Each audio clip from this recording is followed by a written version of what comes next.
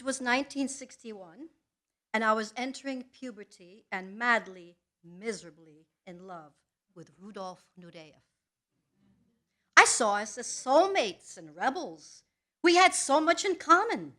He was a peasant from Siberia who leapt to fame with the Kirov Ballet and defected at the airport in Paris. I was 14, an immigrant rebelling against my parents in Nyack, New York. I too wanted to defect. Yet, what were the chances we would ever meet? The thought that Nureyev would never know me made me weep, even as I gazed at the poster of him flying past in the grandest of jetés.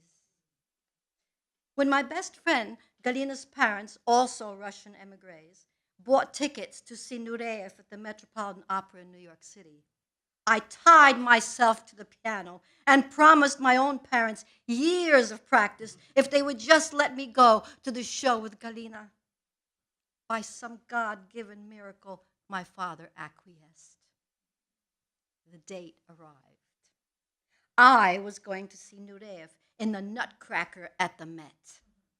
We took our seats, and along with hundreds of people in the audience, were soon mesmerized by Nureyev's leaps, his cat-like movements, and his sensual pas de deux, which surpassed even my highest expectations.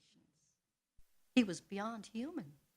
He was feline, sexual, those arched thighs, those full lips, those high cheekbones.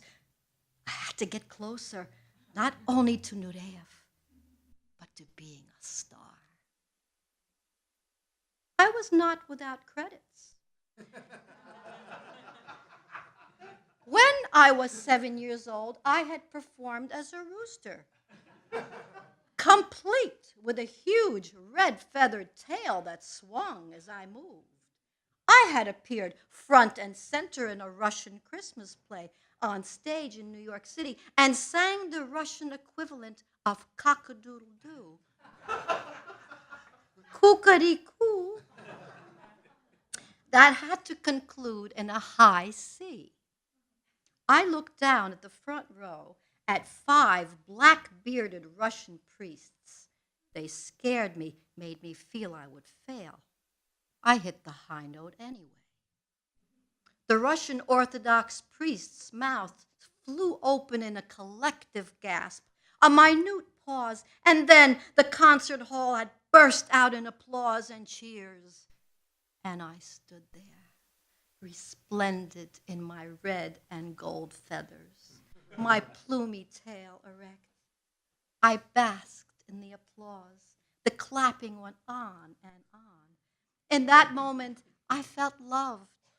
Loved for hitting the right note, loved without reservations. Like Nureyev, I was swept up in the moment and, in a sense, never left. We were right for each other, and it was only a matter of time. At the Nutcracker curtain call, the audience in mad abandon jumped to their feet. During the pandemonium, Galina grabbed my arm, and we ran and ducked behind the curtain and found ourselves backstage in the midst of Fantasyland. Snowflake ballerinas, uniformed soldiers, fairies, mice, Russian, Chinese, Arab, and Spanish dancers. Speaking Russian, we pretended that we belonged. A dancer in harlequin tights led us to Nureyev's dressing room. After what seemed an eternity, Nureyev emerged. As magnificent as on stage, his cat-like eyes looked into mine. Those sensuous lips spoke to me. We exchanged some breathless pleasantries in Russian. "Какие вы прекрасные! How magnificent you are," he said. Nureyev seemed thrilled to meet 2 14-year-old girls and invited us to accompany him to his limousine. As we left by the stage door, the 3 of us were greeted by a crowd waiting to get a glimpse of him. Galina and I were the blessed. I had him by the right arm and Galina by the left. Before disappearing into his limousine, Nureyev leaned over and kissed each of us on the cheek.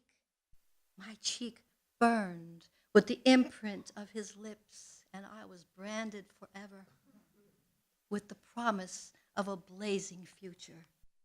Romance, stardom, love would all be mine.